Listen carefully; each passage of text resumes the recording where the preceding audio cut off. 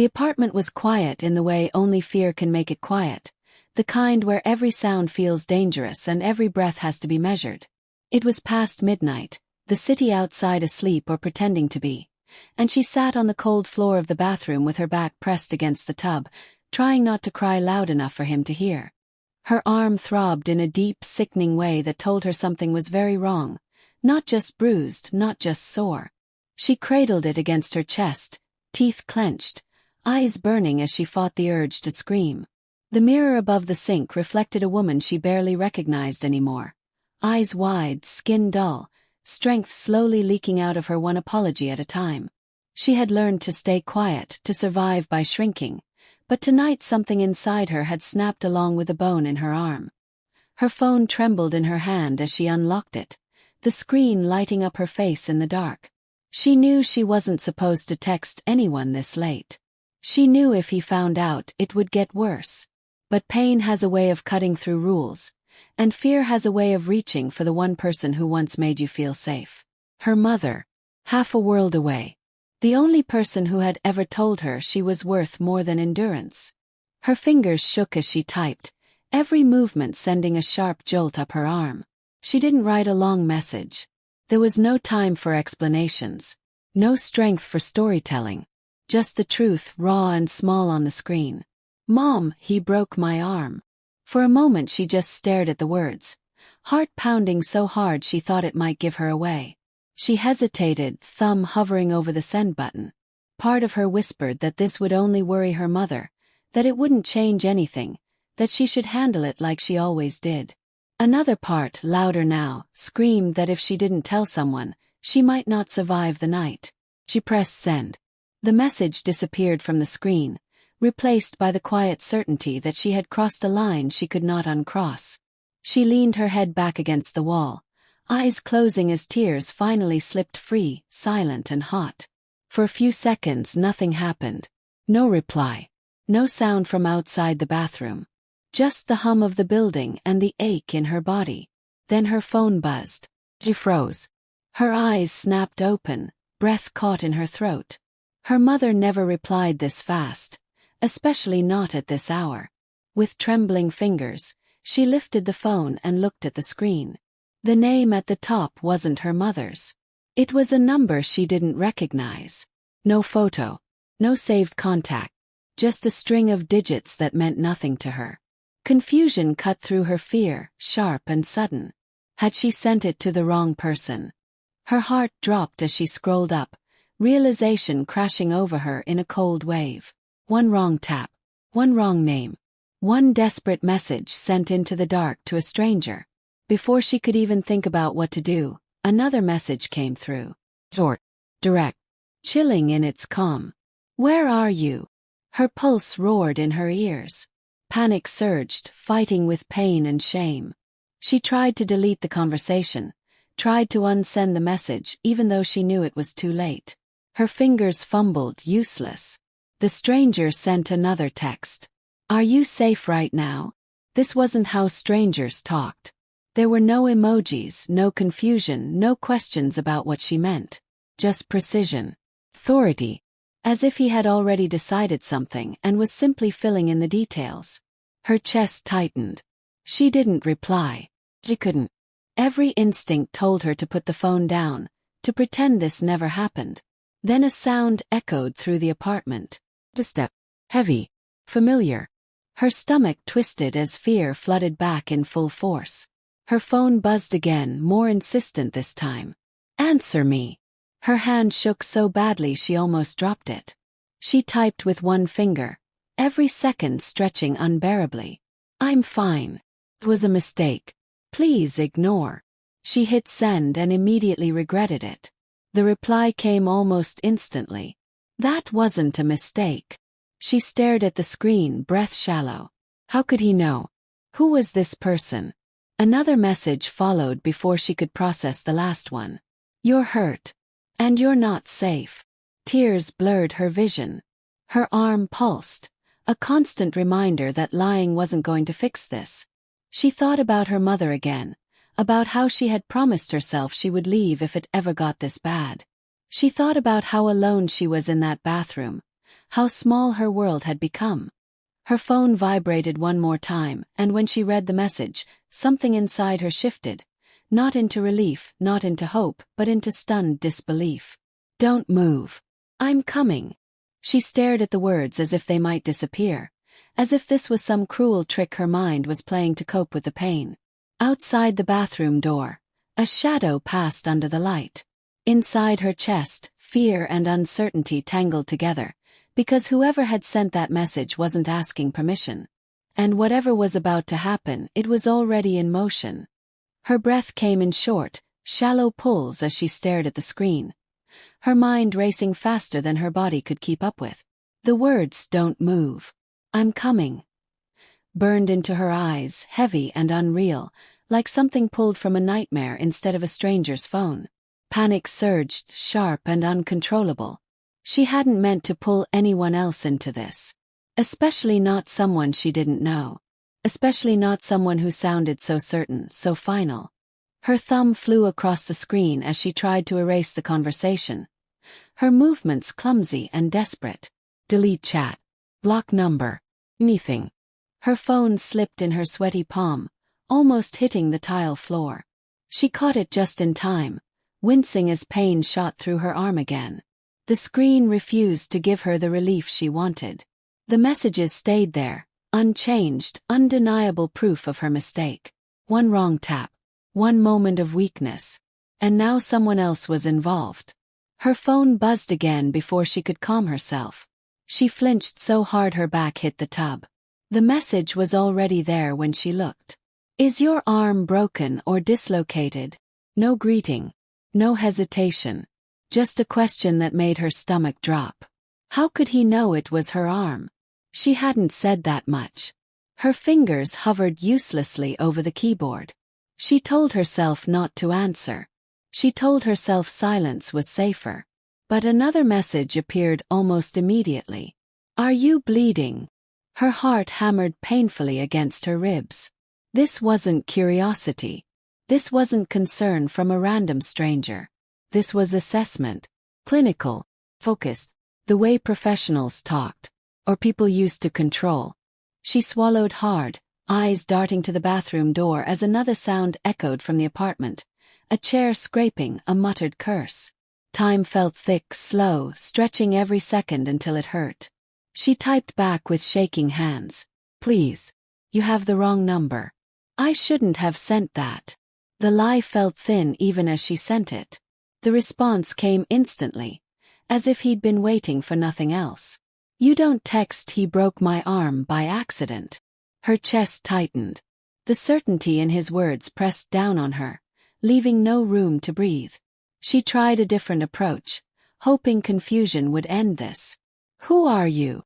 The dots appeared, disappeared, then appeared again. When the reply came, it ignored her question completely. "Are you alone in the bathroom?"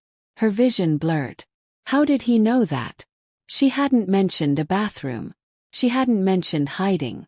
The precision of his questions cut through her panic and replaced it with something colder. Awareness. She realized she was dealing with someone who didn't guess. Someone who noticed patterns, who filled in blanks easily. Someone used to extracting information without raising their voice. "I can't talk," she typed. "Please stop." Her phone buzzed again before she could lock the screen. "You're in an apartment. Second floor. Thin walls." Her breath caught painfully in her throat. Fear crawled up her spine, prickling her skin. She pressed her hand over her mouth to keep from making a sound. Outside, footsteps moved closer, then farther away. She was trapped between two unknowns, and somehow the man on the phone felt more dangerous precisely because he wasn't shouting. She stared at the number again, really looked at it this time. The country code wasn't local. It wasn't her mother's, wasn't anyone she knew. A strange sense of dread settled in her chest. This wasn't some random bystander. The way he spoke, the speed of his replies, the control threaded through every word. It felt like power. Quiet, disciplined power. Another message arrived. "Listen carefully." Her fingers went numb. "If he comes near you again, do not scream. Do not argue. Lock the door if you can." Her eyes filled with tears, fear mixing with confusion. How could he know so much and yet still be so far away? She typed back, "Why are you doing this?" The pause before his reply was longer this time. Long enough for her to imagine his face on the other end. Calm, calculating. "Because someone like you doesn't ask for help unless it's bad," the message read. Her throat tightened. No one had ever said that to her before. Another message followed, colder, heavier. "And because the man you're with doesn't deserve warnings." A shiver ran through her. She thought about the people she had heard whispers about since moving here, names spoken softly, stories that ended abruptly. Men who didn't threaten. Men who acted. Her fingers trembled as a thought she didn't want to acknowledge crept in. She copied the number and pasted it into a search bar. Hands shaking so badly she almost dropped the phone again. The result loaded slowly, painfully. Then a name appeared. Not just a name. Headlines. Warnings. Stories of disappearances and silence. Of influence that reached places it shouldn't. Her stomach dropped as realization hit her like a blow. The man on the other end of the line wasn't just powerful. He was feared. Her phone buzzed again. One final message sat on the screen, steady and inevitable. "You figured it out." She slid down the wall, heart racing. Fear now layered with something far more dangerous. Because whoever he was, whoever she had just involved, there was no undoing this. And the scariest part wasn't that he was coming. It was that a man like him had decided she mattered enough to move. She had promised herself she would never think about how it started, because beginnings make endings harder to survive. Sitting on the cold bathroom floor with her arms screaming in pain, she had no choice but to remember. When she first met him, he wasn't violent. He was charming in a quiet way, attentive, the kind of man who listened just enough to make you feel chosen. She was new to the country then, still learning how to navigate a place where her accent made people pause and her skin made them stare. He became her anchor, or so she thought. The first time he grabbed her too hard, he apologized. The first time he shoved her, he blamed stress. The first time he hit her, he cried afterward and promised it would never happen again. Each apology felt believable because she needed it to be. Because admitting the truth meant admitting she had nowhere else to go. Her family was far away, her friends few and cautious. Her world reduced to the walls of an apartment she didn't own and a marriage that slowly erased her voice. Being a black woman in a place that already made her feel like an outsider taught her early how to stay small. How to lower her eyes. How to avoid attention. When neighbors heard shouting, they pretended not to. When she showed up with long sleeves in summer, no one asked questions. Silence followed her everywhere, thick and suffocating, reinforcing the lie that this was something she had to handle alone. She stayed because leaving felt impossible. Because she didn't have the money, the papers, the safety net. Because every time she considered walking out, he reminded her how easily her life could collapse without him. He controlled the bills, the phone plan, the lease. He controlled the narrative. To the outside world, he was respected, reliable, even admired. To her, he was unpredictable, a storm that could turn without warning. She stayed because she kept hoping the man she married would come back. Because love doesn't disappear all at once. It fades slowly, replaced by fear and routine until you mistake survival for commitment. She stayed because the thought of starting over in a foreign place terrified her more than the bruises she learned to hide. She told herself it wasn't that bad. She told herself she was strong enough to endure. She told herself tomorrow would be different. Tonight proved how wrong she was. The pain in her arm wasn't just physical. It was the sound of something breaking that could never be repaired. It was the realization that endurance had limits, and she had reached hers. When he twisted her arm and she felt the sharp, sickening snap, something inside her finally gave way. Fear turned into clarity. Not courage. Not yet. Just clarity. She understood then that if she stayed silent one more time, she might not survive the next outburst. That was why she texted her mother. Not for rescue. Not for solutions. Just to be seen. To let someone know what was happening before it swallowed her whole. Her mother had always warned her, always told her to come home if things ever got bad. She had brushed it off, proud, stubborn, unwilling to admit failure. Sending that message felt like admitting defeat. It also felt like breathing after being underwater for too long. She didn't expect help to come from anywhere else. She certainly didn't expect it to come from a stranger. The wrong number wasn't part of some plan. It was a mistake born from shaking hands and blurred vision. But now that mistake sat heavy in her chest, changing everything. A man she didn't know had seen her truth, and instead of looking away, he had moved. The apartment felt smaller by the second. The walls pressed in, the air thick with unspoken threats. She could hear him moving around outside the bathroom now, opening drawers, pacing, muttering to himself. Each sound made her flinch. She pressed her injured arm closer, biting down on her lip to keep from crying out. Her phone lay in her lap, screen dark now, but she could feel its weight like a promise and a warning all at once. She thought about the years she had lost convincing herself this was normal. About the time she had almost reached out but stopped because shame whispered louder than fear. About how many women like her learned to disappear inside their own lives. The injustice of it all burned quietly, a slow, steady anger replacing the helplessness she had lived with for so long. Then she heard it. Silence. And finally, the unmistakable sound of footsteps moving toward the bathroom door. Heavy, deliberate, close enough that she could see the shadow shift beneath the light. Her heart slammed against her ribs as she curled tighter against the tub, knowing whatever happened next would change everything. He had been awake long before the message came in. Men like him rarely slept through the night, not because of insomnia, but because the world never stopped moving for them. In the quiet of his private office, high above the city, the Korean Mafia boss sat alone with a glass untouched in his hand, the lights of Seoul spread beneath him like something he owned. His world was built on silence and control. Phones rang around him all day, orders were given, deals were sealed, lives were rearranged with a few calm words. But when night came, only messages that mattered reached this number. When the phone vibrated, he didn't rush to check it. Power teaches patience. He glanced down casually, expecting an update, a report, something routine. Instead, he saw words that didn't belong in his world. He broke my arm. No greeting. No name. Just pain, raw and unfiltered. The kind of message people send when they believe they're about to disappear. Most men in his position would have ignored it. Wrong number, not his problem.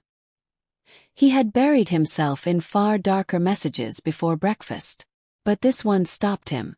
Not because of the injury but because of the tone. There was no drama in it, no manipulation. Just fear stripped down to its bones.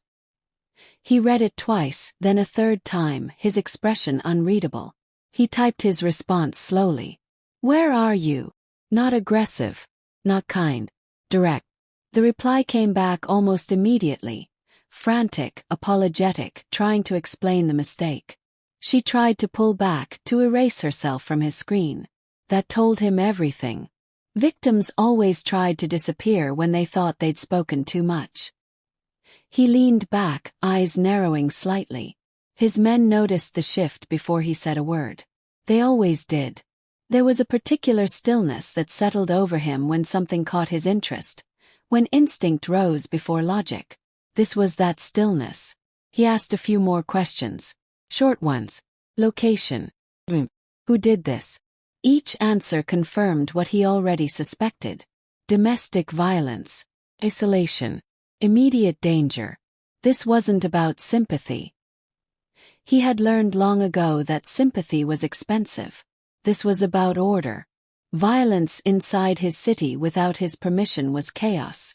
Someone hurting a woman and thinking no one would respond offended him on a level deeper than morality.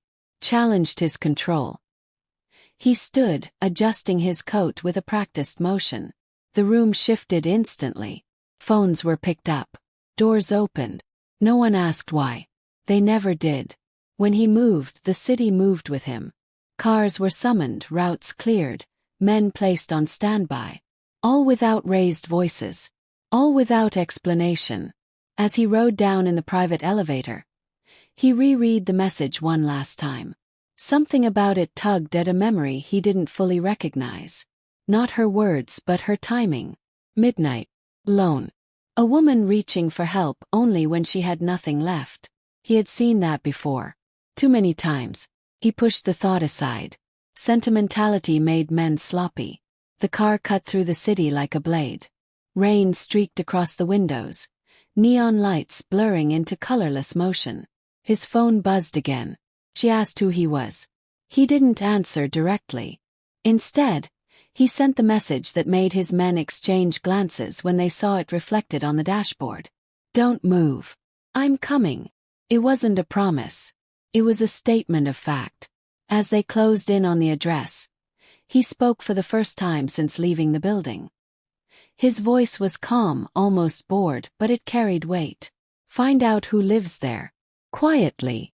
Within seconds, names began to surface. The husband, his work, his habits, his temper. A small man who thought himself invisible because no one important had noticed him yet. The car slowed to a stop a block away. He stepped out into the rain, unbothered by the cold, eyes fixed on the dark building ahead. Somewhere inside, a woman was bleeding and afraid. Somewhere inside, a man believed there would be no consequences tonight. He took his phone out again, fingers hovering over the screen. Then he spoke her name softly, testing it in the air, a name he hadn't asked for and she hadn't given. His men stiffened behind him as they realized what that meant. He smiled faintly, the kind of smile that never reached his eyes. And far away on a bathroom floor, her phone lit up again with a message that made her blood run cold, because the man on the other end now knew exactly who she was.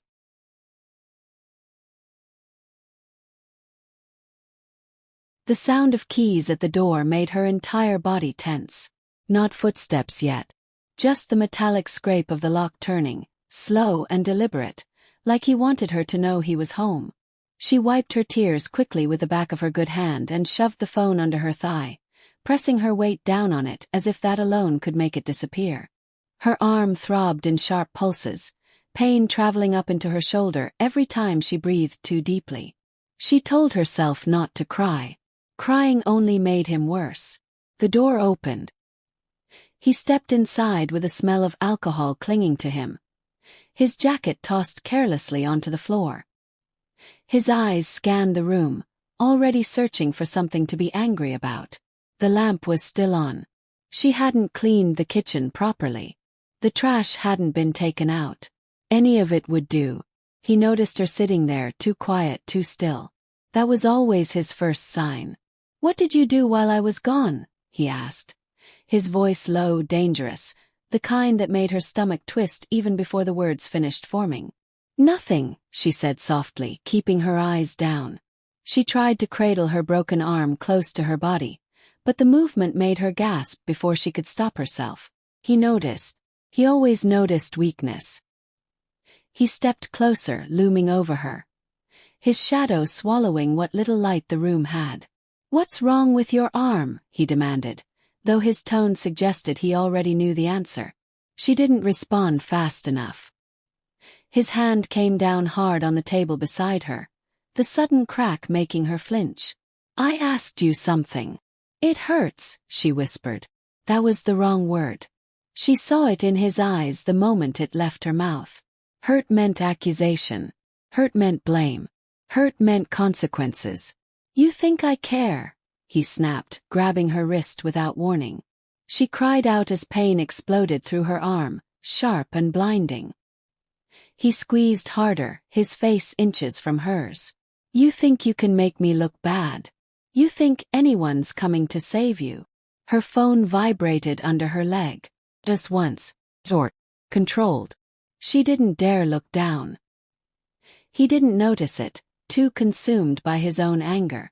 She forced herself to stay still, to go somewhere else in her mind, the way she had learned to do over the years. This wasn't the first time. Just felt like the worst.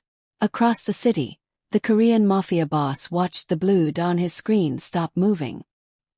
He had been following it silently, every turn, every pause. The moment it went still inside the building, something cold settled in his chest. He didn't need updates. He didn't need confirmation. Stillness meant danger. He lifted his hand slightly, and the car behind him slowed in perfect sync. His voice was calm when he spoke. "He's there." Inside the apartment, the husband finally released her arm, shoving her backward so hard she nearly fell. "Stay where you are," he warned, pointing a finger at her like a weapon. "If I hear you scream, if I hear you move, you'll regret it." He turned away, muttering to himself, pacing the room like a caged animal. She took one shallow breath, then another. Her phone vibrated again, this time twice.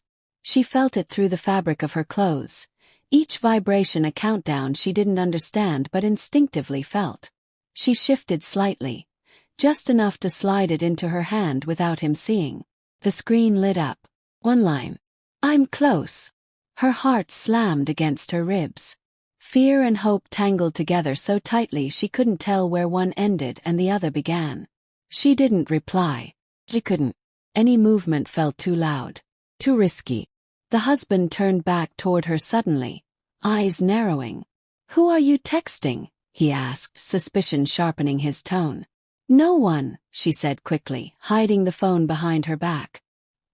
He stepped forward again, but before he could reach her, there was a sound from the hallway outside. A step. Heavy. Measured. Not rushed. Not hesitant. They stopped right outside the door. The knock came once. Firm. Controlled. Not the kind of knock that asked for permission. Not the kind that belonged to police. Both of them froze. Her breath caught in her throat. His hand hovered in the air, uncertainty flickering across his face for the first time that night. The knock came again, slower this time, as if whoever stood on the other side knew exactly how much time they had. Her phone buzzed softly in her palm one last time. 3 words filled the screen. "Open the door." And in that moment, she realized the man who had been hurting her had crossed a line he would never be able to step back from.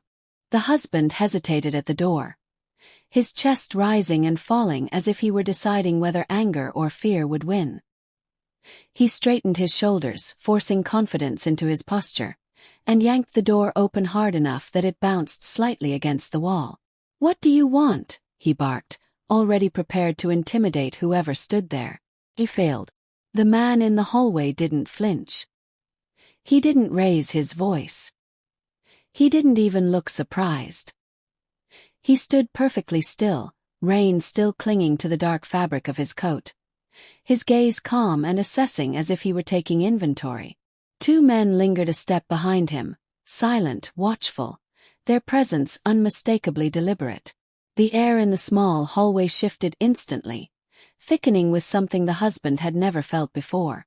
"I'm here for her," the Korean Mafia boss said quietly. The words were soft but they carried weight. The kind that pressed against the chest and made breathing feel optional. The husband scoffed, attempting a laugh that came out thin and forced. "You've got the wrong place," he said, spreading his arms just enough to block the doorway. "This is a private matter." The boss tilted his head slightly, eyes sliding past him into the apartment. He saw her immediately. She was standing near the table, one arm held awkwardly against her body, her face pale, her eyes wide but alert. She hadn't cried. That told him more than any words ever could. "Don't touch her," he said. The sentence landed between them like a blade placed gently on the table. The husband's jaw tightened. "Who do you think you are, telling me what to do in my own house?" he snapped, taking a step forward, trying to reclaim ground.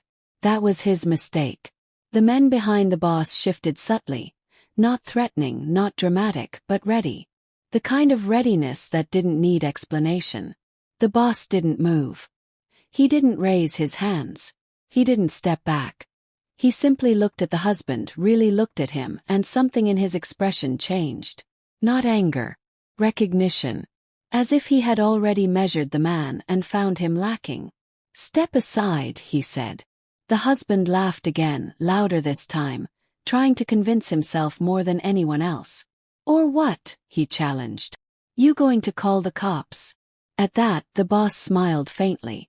It was brief, controlled, gone almost before it appeared. "No," he replied. "I won't." The word hung in the air, unfinished, like the first half of a sentence no one wanted completed. The husband felt it then.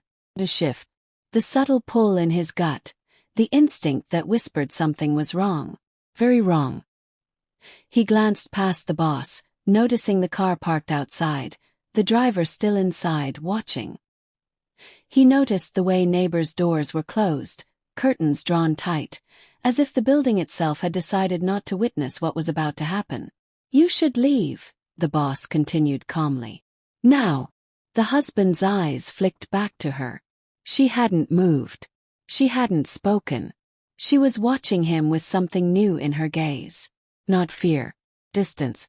That hurt his pride more than anything else.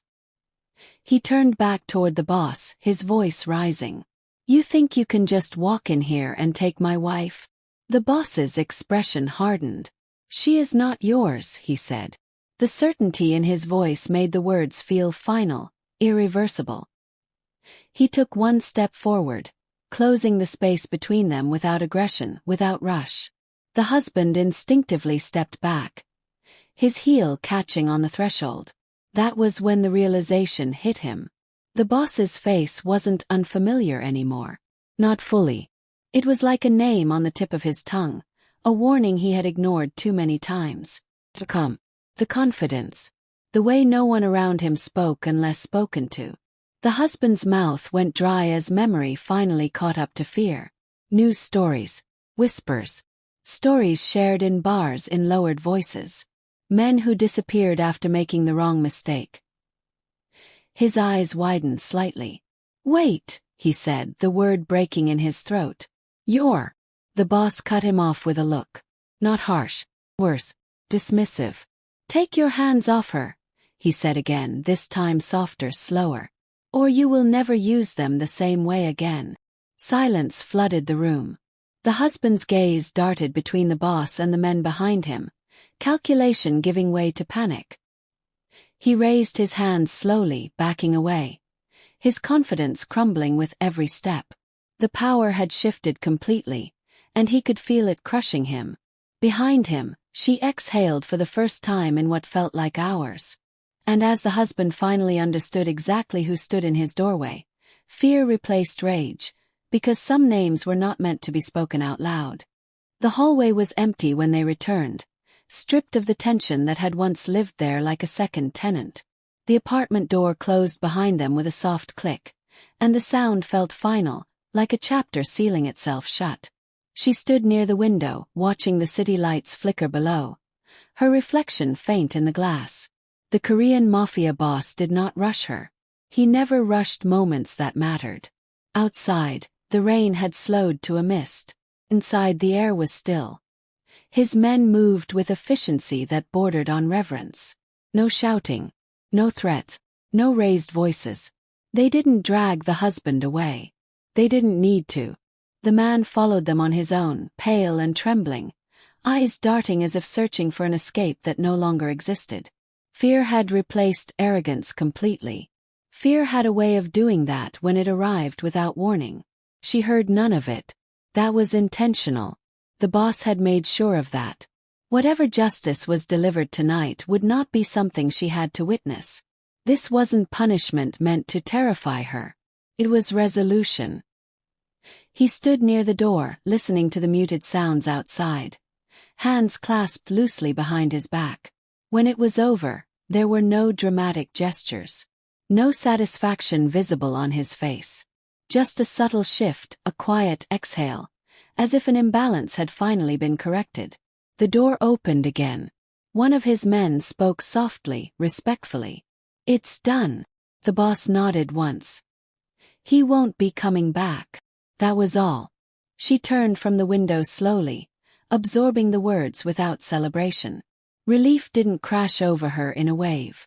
It settled gently instead, like a weight lifting that she had forgotten she was carrying. Her shoulders dropped. Her breathing deepened. The apartment felt different now. Larger, quieter, safer. "What does that mean?" she asked. It means he's gone from your life, the boss replied. Permanently.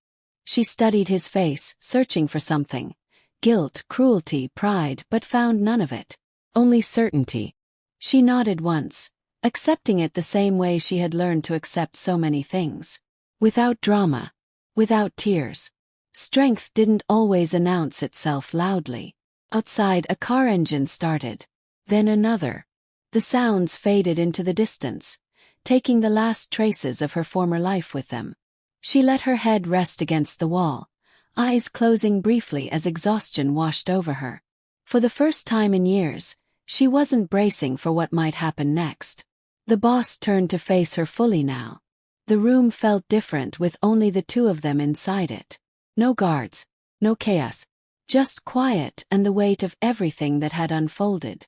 "You're safe here tonight," he said. "After that, we'll talk about where you want to go." "I didn't ask for this," she replied, opening her eyes. "I didn't ask for him to disappear." "I know," he said. "That's why I didn't ask either." Her gaze sharpened. "You decided for me. I ended what was harming you," he corrected. "The rest is your choice." She considered that, surprised by the distinction. He wasn't offering ownership. He wasn't offering protection in exchange for obedience. He was stepping back, deliberately, giving her space where control once lived. That mattered more than she expected it to. "I don't want revenge," she said quietly. He nodded. "Neither do I." Silence settled between them again, but it wasn't heavy this time. It was reflective. The kind that followed a storm once the damage had been assessed and the air cleared. He walked to the window beside her, keeping enough distance to avoid crowding her space. "There are consequences to knowing what you know," he said evenly. Tonight proved that. She didn't argue.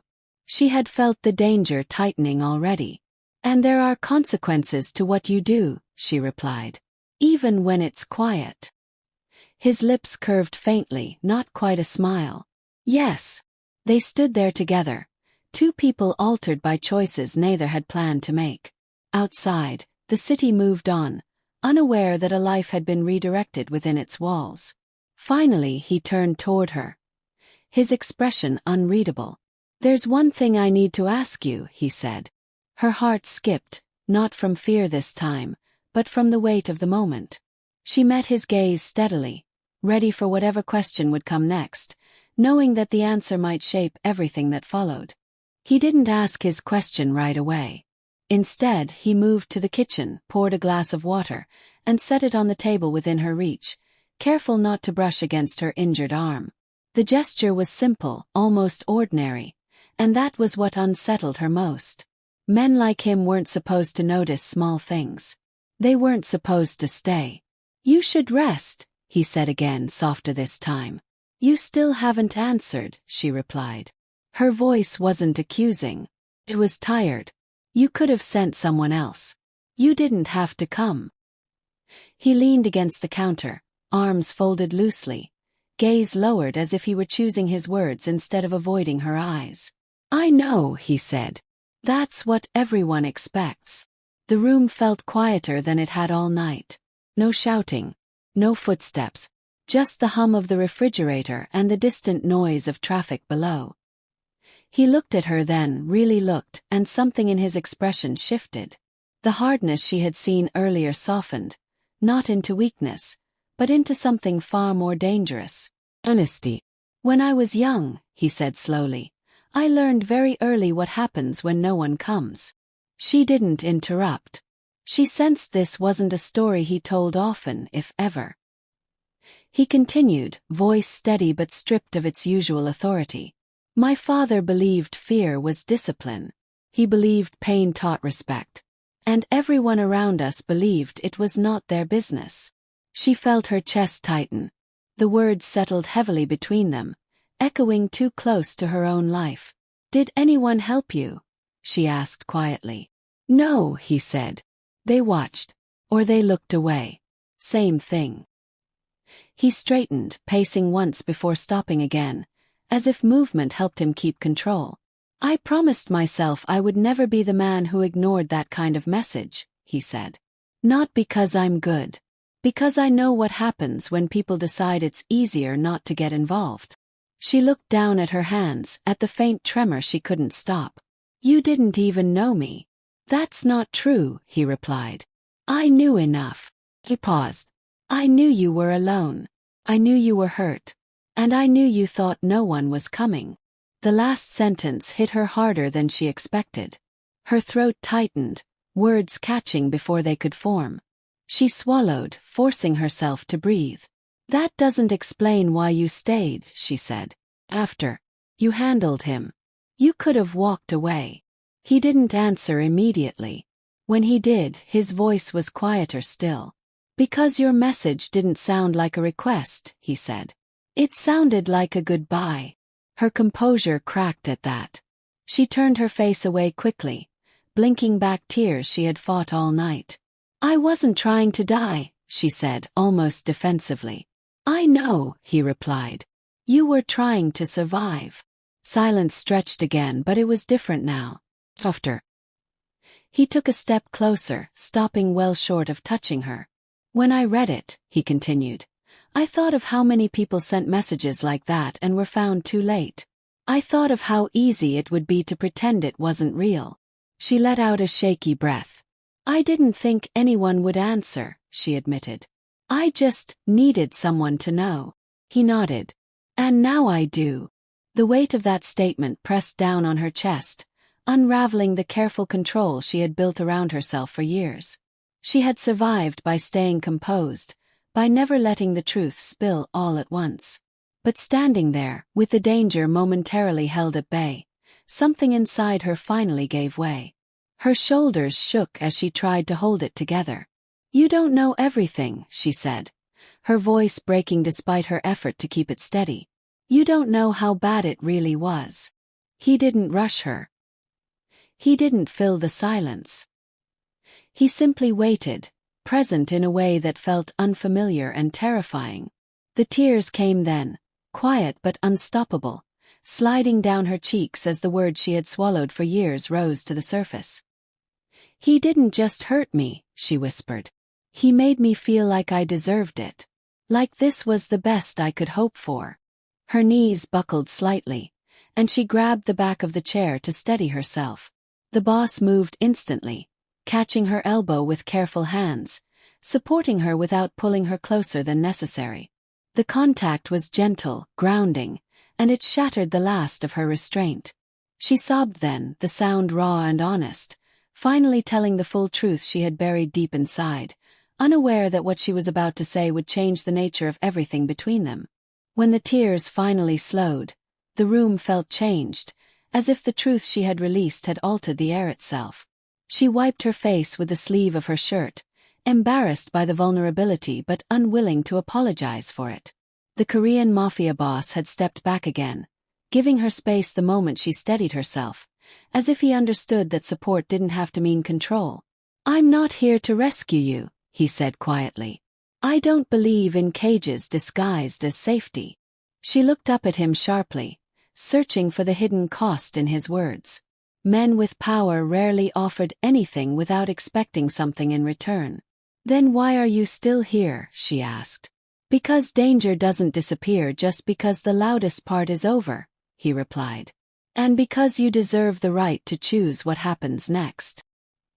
He explained his offer simply, without embellishment. Secure place to stay. Medical care. Distance from anyone connected to her past. No demands. No conditions. Protection, he said. Not ownership. You owe me nothing. The sincerity unsettled her more than threats ever had. She had learned to navigate anger, manipulation, violence. Respect without expectation felt foreign. And if I say no, she asked. Then I respect that, he said immediately. And I adjust. She paced slowly, careful with her arm, her thoughts racing. Trust did not come easily anymore. Every promise she had believed before had come with consequences she hadn't foreseen. You understand why I don't trust easily, she said. You operate in a world built on control. Yes, he said. And that's exactly why I won't pretend to offer you a fairy tale. They stood there, both weighing the silence. She realized he wasn't watching her like a possession or a problem to solve. He was watching her like an equal deciding something that mattered. That alone shifted something inside her. I don't want to disappear, she said finally. I don't want to be hidden away so you can feel better about what happened tonight. You won't be, he replied. If you stay under my protection, it will be because you choose to. You'll know where you are. You'll know who's watching. And you'll leave whenever you want. She studied him closely now, noticing the restraint behind his authority. This was a man used to taking control, choosing instead to hold back. It wasn't weakness. It was discipline. Why are you doing this? She asked again, softer this time. Because I recognize strength when I see it, he said. And because you didn't beg. You endured. That matters to me. The words settled over her, heavy and careful. She thought about the fear she had lived with, the choices made for her, the voice she had lost. She thought about the risk of saying yes and the cost of saying no. For the first time, the decision felt like it was truly hers. She stopped pacing and faced him fully. If I accept, she said, it won't be because I need you to save me. He nodded. Good. It will be because I choose to protect myself, she continued. And because I decide who stands beside me. A faint smile touched his lips, brief and genuine. That's all I'd accept. They stood there, the weight of the moment pressing in. Outside, the city continued its restless hum, unaware of the quiet shift taking place inside that apartment. She took a deep breath, then made her decision. I'll stay, she said. For now. He didn't react the way she expected. No triumph. No relief. Just a single nod, as if he had prepared himself for either outcome. Then we'll move carefully, he said. On your terms. As he turned to make arrangements, she realized something surprising. The choice she had just made wasn't about safety alone. It was about reclaiming control over her own life. And that realization changed not only her future, but his as well, even if he didn't yet understand how deeply. Morning arrived quietly, without ceremony, as if the city itself was unsure whether it was allowed to witness what had changed overnight. Pale light filtered through the curtains, touching the edges of the room she had slept in for the first time without fear curling in her stomach. She woke slowly, disoriented at first, then aware in a way she hadn't been in years. Her arms still hurt, her body still ached, but the familiar dread was gone. No footsteps outside the door. No raised voices. No need to listen for danger before breathing. She sat up, careful, and looked around. The space was simple, neutral, chosen for function rather than luxury. Nothing about it demanded gratitude. That, more than anything, made her feel respected. She reached for her phone on the bedside table, instinctively checking it the way she always did after waking, half expecting something terrible to have happened while she slept. Instead, there was nothing. No threats, no missed calls, just silence. For the first time, silence felt like peace. Across the city, the Korean Mafia boss stood alone in his office, watching dawn break over the skyline. He hadn't slept. Men like him rarely did after nights like that. But something inside him had shifted, subtle enough that no one else would notice. He replayed the events over and over, not the confrontation, not the violence he had ended so many times before, but the message. The simplicity of it. The desperation. The trust placed in a world that had given her no reason to trust it. He had built his life on anticipation, on controlling outcomes before they unfolded. Last night had been different. Last night, he had reacted not out of strategy, but instinct. And that unsettled him more than he cared to admit. He thought of how easily he could have dismissed the text. How often he had ignored suffering that didn't directly affect his empire.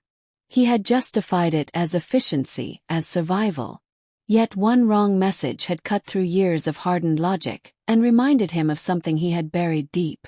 That power meant nothing if it was never used to interrupt cruelty. When he returned to her later that morning, He didn't bring gifts or promises. He brought information. Options. He explained everything clearly, giving her space to ask questions, to say no, to set boundaries. She listened, absorbing it all with a calmness that surprised even her. The woman who had texted her mother in desperation felt like a version of herself she was finally allowed to leave behind. "I'm not staying because of you," she told him at one point, meeting his eyes steadily. "I know," he replied. "You're staying because of you." That understanding formed the foundation of what followed. Not romance, not dependency, respect. He adjusted his world to accommodate her autonomy rather than bending her into it. For the first time, she was not an exception in someone else's life. She was the center of her own. Days passed, then weeks. The fear faded slowly, replaced by something unfamiliar. Possibility. She took her time healing, both physically and emotionally.